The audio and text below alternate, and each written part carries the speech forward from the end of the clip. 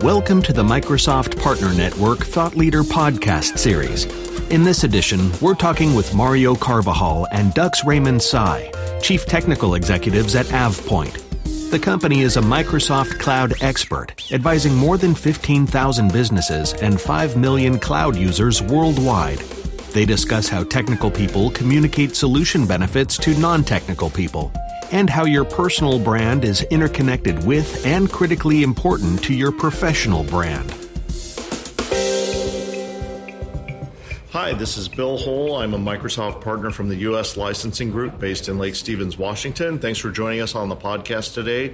And today I have the pleasure of interviewing Mario and Dux. So why don't you go ahead and introduce yourselves? Awesome. Well, thank you, Bill, for having us. Mario Carvajal from AvePoint, CTO of AvePoint. My name is Raymond Scott. I serve as CTO of AvePoint Public Sector. Great. So can you tell us a little bit about what AvePoint does? Sure. Well, so we're an ISV. We've been in this space, we've been around for about 16 years. We're basically Microsoft Cloud experts. We build a number of technologies, products that help our customers migrate to the cloud. And once they're in the cloud, address issues around data governance, basically information management. We offer a pretty extensive line of products that's done anywhere from SaaS-based applications to on-premise applications. But basically our goal is to really help with the adoption of cloud and turn cloud into revenue streams for many companies. Outstanding. Well, that sounds really like you have a diverse stack of different offerings. Now, Dux discusses the Microsoft AppSource Store, which gives customers a predictable experience to discover, test, provision, and purchase an ideal business solution, all without the need for a technical engineer or team. First and foremost, the message of the cloud started a couple years ago. And every year, right, when it started, I remember everybody was a skeptic. I was a skeptic. I'm like, yeah, whatever, it's a passing fad. But now it's real. Everybody gets it. Customer gets it. Customers are moving in droves. And one of the key learning is that as a partner, we should embrace the opportunity that Microsoft is providing for us. We're very grateful that Microsoft is continuously innovating with opportunities for partners to not only gain new customers, but also to diversify our products. So Mario was speaking about earlier is we had the opportunity to be part of this new cloud-based marketplace called AppSource. Microsoft announced this last week as a part of Dynamics 365. AppSource is a business solution marketplace. The intent is for a business buyer to be able not only to find business solutions. We're not talking about, I don't want to buy CRM, I want to buy Power BI, not that, but a true business solution so that this business buyer will be able to find it, try it in a quick, easy way without needing a technical person or individual or team to help them, and then experience how this solution can help their businesses. So that's one of the key learning where Microsoft's providing this phenomenal new platform for partners like us to grow and diversify our business. Wow, there's been so many marketplaces over time. What makes this one different? Sure. Well, so there's a couple of things. Maybe I can underscore that the product experience is the most important thing in a pre-sale cycle. We experience that oftentimes by bringing our products to market. With AppSource, the reason we were really excited about the opportunity was because within 2 clicks, our customers can start to experience the product. They can come in and see the persona and actually understand the value of the technology. And as Dux mentioned, they're not caught up with, I need to understand what Power BI is. I need to understand what IoT is. They're really simply saying, here's my business problem. In our situation, it's about citizen services, request management. If I need to report that the light is out, I basically want to experience what the citizen's going to go through. How many clicks? They enter the information, they take a picture of the light, and now the request is in the system, and now we're processing that. Bill, the analogy I use quickly is, you mentioned there's a lot of marketplaces. Absolutely, right? But think about this. I'm sure you take your family to a nice meal and all that. You're the buyer. You're paying for it. Perhaps you order a nice steak. For me, it's the experience. I want to fulfill this desire to have this nice steak. I don't really think about, okay, what kind of salt did they use? What kind of butter? What utensils I don't really care. I just want my nice steak. And in the past, if we think about this ecosystem, yes, Microsoft has a lot of phenomenal technology. There's the Office Store, Windows Store, Azure Marketplace, but it's still very directed to the builders, to the technologists, right? So in my restaurant analogy, the chef thinks about, I need to make a steak, but this would be the perfect salt for it. But the buyer doesn't really care. So all the other marketplaces are there, intended for example, Azure Marketplace. That's for your IT pro. That's for your dev, right? They'll buy VMs for infrastructure management, for AD authentication, what have you. But the intent of this one, AppSource, is for that buyer. And the intent is, I'm going to go there, see it, try it, and once I like it, I'm going to buy it. Very similar to consumer experiences with our mobile devices, where I think I need a social media app. Let me go and get my IT friend to put it on my phone. We don't do that. Right. We go to the store, try it. If I like it, I'll pay for the pro version. It's very powerful. For us, naturally, there's two differences that AppSource offers versus, let's say, Azure Marketplace. We also have products in Azure Marketplace, but it's for a different audience. In AppSource, this idea of experiencing the technology, but also having the opportunity for us to integrate that at the beginning of that experience, we capture the lead, right? Where we know some information. As they're trying our application, we can actually do some telemetry and see which features they like. It's this whole idea of what we experience when we go into retail, for instance, with the showroom, right? So AppSource for us is a showroom. As an ISV, you're always looking for ways to have your customers understand the impact and the value of technology without having to understand the architecture, in the first experience. That's great. That's definitely a differentiation compared to the others. The other thought that I had in question is, if there's a partner that's considering getting into this marketplace, what does that journey look like? What's the anatomy of getting a presence in that app source? What does that look like? So today, quick answer is just to take the first step. Go to appsource.com. There's a link there that says list your app. So it creates, provides all the quick information, fill out a form. And depending on the app and on the workload, once you submit your request, the appropriate team from Microsoft would reach out to you. And once they reach out to you, they'll go through the qualification process. Keep in mind, Microsoft does not intend this AppSource just to be a free-for-all. I mean, think about, like the Google Marketplace, the Android market. It's a mess, right? There's so much stuff. Some are good, but a lot of it's just it's not exactly exactly right. Everything isn't vetted, and you get a lot of apps that may or may not be legit. Yeah, exactly. So there's a rigor to how Microsoft vets this, and then that's it. So Mario, remember when we first participated in this, we went through this vetting process, right? Yeah, the vetting process was very helpful for us to understand the criteria. Was really important, so that we can then focus on that end user experience. And I think it's the point you made, Bill, is really important to underscore, which is that if the experience is about testing the application and actually seeing it in action, then our customers are not going to be confused, and they're also going to walk away with this idea that this marketplace is credible. It's real. These are real technologies. This is not just more material, more brochures.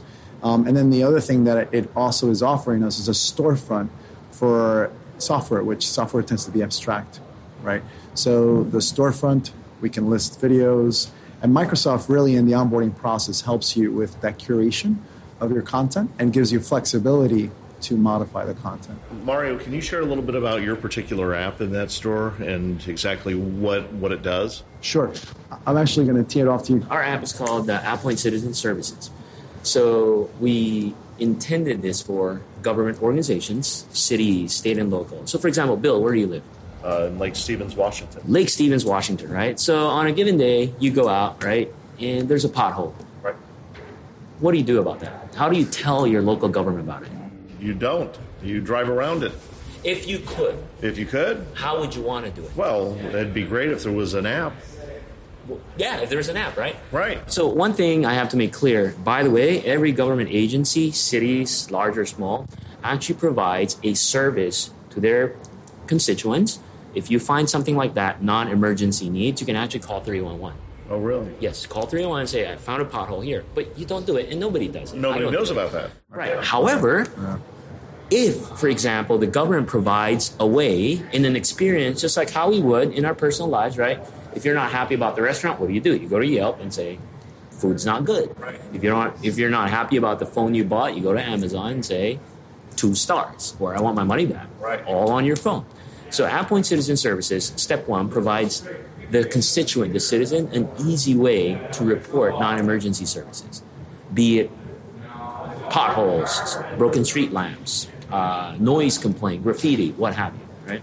Second is, once that complaint is made, let's say if it's pothole, you submit it, and it'll capture your geolocation, by the way, so you don't have to worry about typing the address. You can take a photo.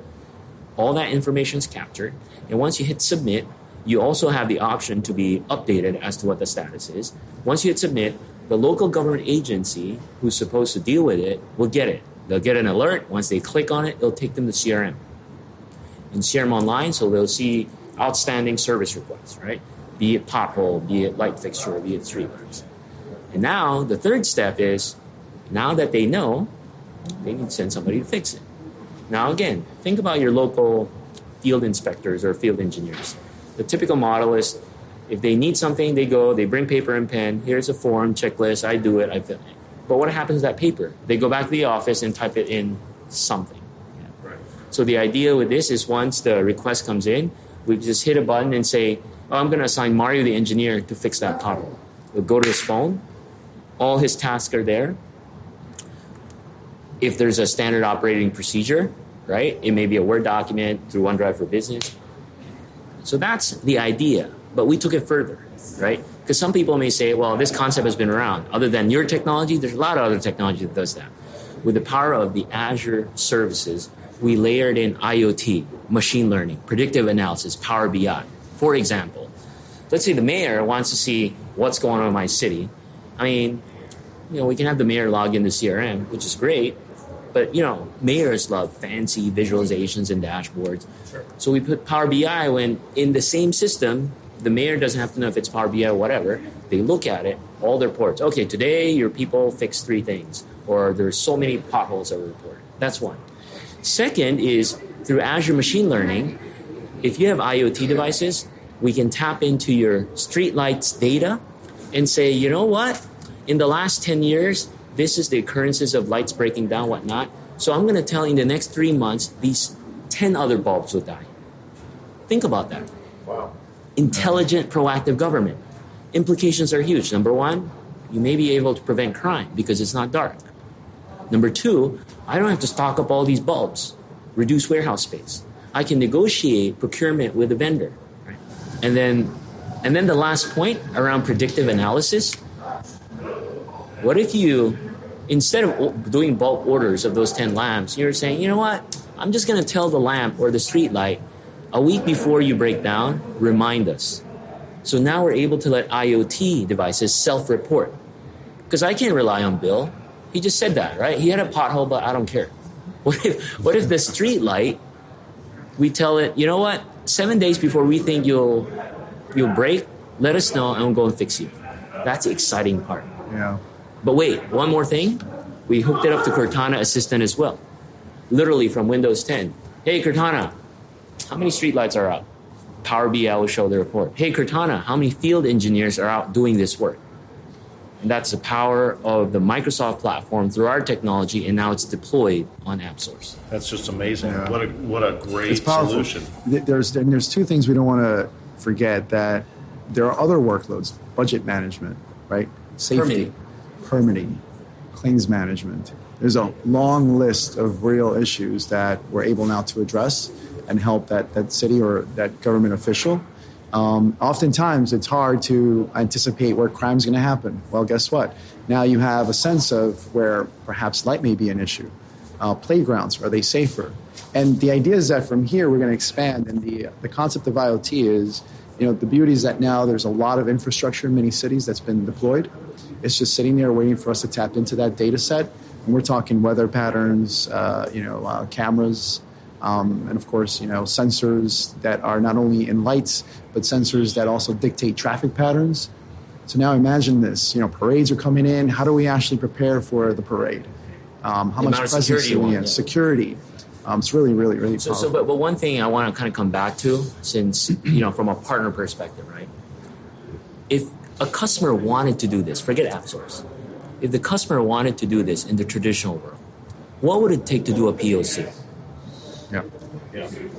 That's right. It's probably a lot more than what the average partner can do on their own. Exactly. And even worse, fine, you build this POC, it's great, and the customer decides, I don't want this. Right? Exactly. So with this, it's built in a multi-tenant fashion. The mayor, the city planner, the city engineer can come in themselves and, hey, start trial. And guess what? It provisions in 2 seconds. Fantastic. What a great solution set through a great delivery portal. It sounds like a really turnkey solution that's easily consumed. What would your advice be to partners that are looking to start down this path that you've already been down? Really taking their time to understand the business user experience, the persona they're actually designing the system for. Oftentimes, I think we over-engineer things, right? We get caught up in the cool factor of technology. And so if, good advice would be focus on that. We focused on that from the beginning with the help of, team at Microsoft. Once we started really just thinking through that experience, we realized that if we wanted to be intuitive and we wanted to actually emphasize, where do we bring in elements of the power of the technology that we're actually connecting, of all the services? So I would say that. And then secondly, I would also emphasize that not everything in the context. So one thing we maybe didn't mention, which is quite surprising, is we're talking about a SaaS application, right? Software as a service. And if you have an extensive product line and you're thinking of bringing some of those technologies to the market as a SaaS, not everything works for SaaS. So it's important to be open to that, understand that there might be elements that may be working for you in your traditional software model. Be willing to move those aside and just say, is this a delivery service portal as you named it, or is it really just a matter of perhaps a way to invite the customer in to understand the technology through their own experience in their day-to-day sort of function. So just to follow up on that experience, when you get that feedback, what happens to it? Are the people that are conducting these trials, are they able to tell you what they liked or what needs improvement? What does that look like? So another exciting part about this is as soon as somebody trials, the leads actually come to us directly. So as a partner, that's huge. So in the AppSource model, when you become part of your solution is in the AppSource marketplace, you have the opportunity to connect your CRM system. It doesn't have to be Dynamic CRM. It could be Salesforce. It could be Siebel. It could be anything you're using. There's a mechanism when somebody trials, it goes directly, so I don't have to worry about the sales qualification. And then once we have that, obviously as a partner, we engage directly with customer. Microsoft doesn't keep those leads. This AppSource marketplace is intended for partners, which is phenomenal. And now once a customer trials, we know who's trialing. Obviously, as a part of the business, we would follow up, we would talk to them, and directly engage with the customer. So that's how we can get feedback. Yeah, and then AppSource themselves are also capturing feedback. There are going to be a few more additions added that allow us as partners to actually provide information back to Microsoft, how our application is performing, where we're seeing, some of the add-ons actually, where's the attraction in terms of the type of services that are working for us in our application. And that's also equally important. As the product evolves, AppSource evolves, it's important for partners to consider what else should I be doing when I design and think about my application as it is going to be inside of that storefront. Yeah, the idea, really the long-term goal of AppSource, since it was just launched last week, it's actually still in preview launch. It will be public launch, I guess that's what you call it, it's sometime in fall. But it's really intended for a couple of things, right? It's the easy trial experience. And then as soon as the customers buy, so based on that trial, again, similar to what we're used to, right? If I like it, I'm going to buy it. And then the easy way to for the customers and also the partner to manage it. And when we talk about partners, it may sound like, oh, this is only an ISV play, right? You're building a product, putting it there. Actually, it's not. So Microsoft intended AppSource, and there's tons of sessions this week about it, both that will benefit ISV and even SI. Now, if you're an SI, like, what are you talking about, right? The ability now for SIs to not only offer system integration on the Microsoft stack, but also the ability to offer these business solutions as a part of whatever they're offering to the customer. In their service catalog. That's important.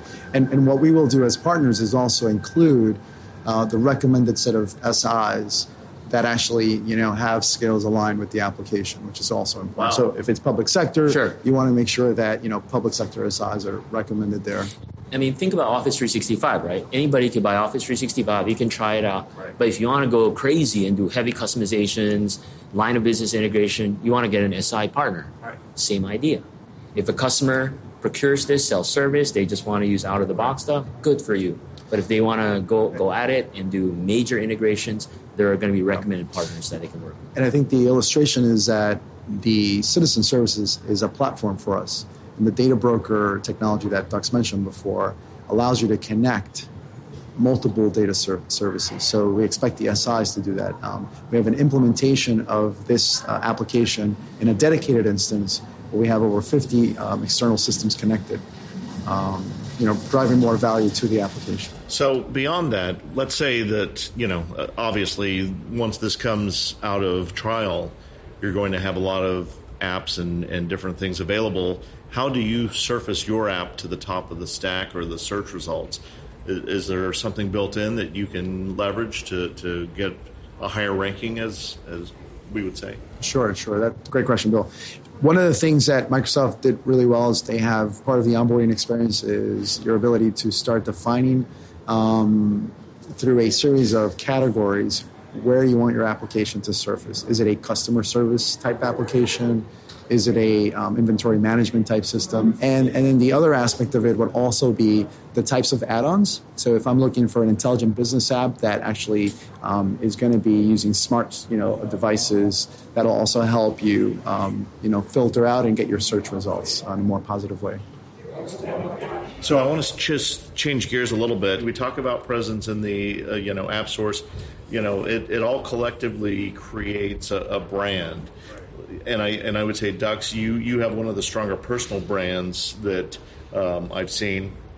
You have quite a Twitter following as well. Can you talk a little bit about branding? And for partners that are just getting started, how do they build that brand, whether it be for their company or a personal brand? What are your recommendations to help someone stand above the crowd? I think at the end of the day, you just have to be authentic.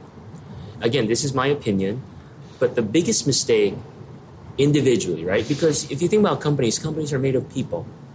And the whole approach, number one, if you think about, I got to have a brand, or my company has to have a brand, I'm going to hire an intern to do it for me. That's major mistake number one.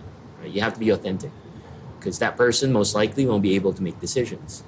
Second is there's no such thing as, this is my work Twitter and this is my personal Twitter, right? I laugh when I see people's social accounts that says, anything I say does not reflect on my employer. Won't matter. It does reflect on your employer, right? So first advice is you just have to be authentic, right? Show you're a person. Show your vulnerabilities. Nobody's perfect. Celebrate wins, right? Ask for help. Teach people what you learn. And I think that alone not only helps yourself, but helps elevate your company. Now, from a company perspective, branding is very strategic. What's your purpose, right? You don't just sign up for social or Twitter just because everybody's there. In fact, I love to use this example. I see a lot of company, especially on social, becomes active when there's conferences or events. Just look at their Twitter accounts or LinkedIn. Hey, come to our booth, buy this. Well, guess what? Nobody cares. Everybody wants to buy, but everybody doesn't want to be sold to. You got to be consistent with your brand, and you got to be authentic. And just this week alone, absolutely helped elevate our brand as AppPoint with the opportunity with AppSource, and we'll continue to invest in that. Yeah. And Mario? Yeah, maybe I could add a few more comments, maybe from a point of view as a executive of an organization that really factors in retention and excitement for the company. I also think that we're in an era where individual brand is actually important to build a company brand. Right? Traditionally, companies start off with their company brand. This is our message. This is our color palette. And I think today it's so important to understand your employees and let their individual brand come out, and then use their individual brand to actually refine the brand of the company. Of course, you'll have a message, right? In our company, it's migrate, manage, protect. But it's really migrate, manage, protect. And I want that to be spoken through a Dux, for example, right? I want that to be spoken through my product management team. And it's their brand, because today, more than ever, they're actually out there speaking on behalf of the ideas of the company. Now, when we say Microsoft, people should not think about it's synonymous with Satya, right? It's great. Think about Apple, who do you think of? Jobs. Yeah. So the lines have been blurred. So now, based on that, what you're saying is you need to have the right team in place with a real genuine understanding of presence and availability and social and all of these components that maybe employees 5 or 10 years ago didn't even have to think about. And you're really creating an umbrella around those people. And one thing I don't want to underscore, though, that's holistic. We're not saying that if you're involved in the digital branding and social, you're good. No. Social networking is this. Right. We're sitting, talking. Those are channels and means of communications to expose and reach out. But at the end of the day, it's over a meal. It's over a drink. It's over conversations like this that makes it real and more meaningful. So really want to thank you both for your time today. All right. Thank you, Bill. Check out the other podcast episodes in this series to learn more from Microsoft Partner Network thought leaders. Keep in touch with us via LinkedIn, Facebook, and YouTube by searching for the Microsoft Partner Network. And be sure to follow us on Twitter with the handle @MSPartner. And if you like the podcast, don't forget to rate and review it.